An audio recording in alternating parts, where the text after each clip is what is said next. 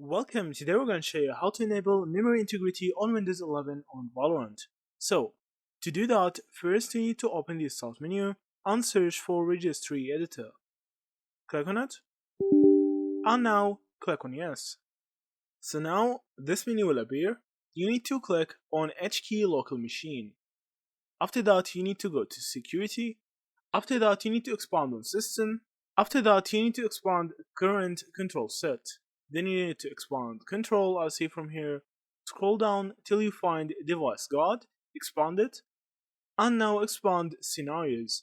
So from here, you need to make a new file which is Hypervisor Enforced Code Integrity, as see from here.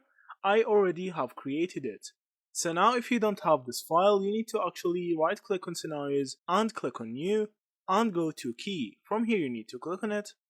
After that, you will make a new file, name it the same as this, Hypervisor Enforced Code Integrity.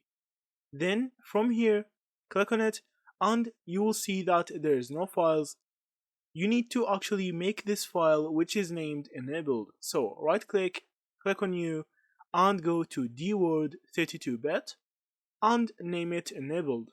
So now you need to click on it and change this value to 1.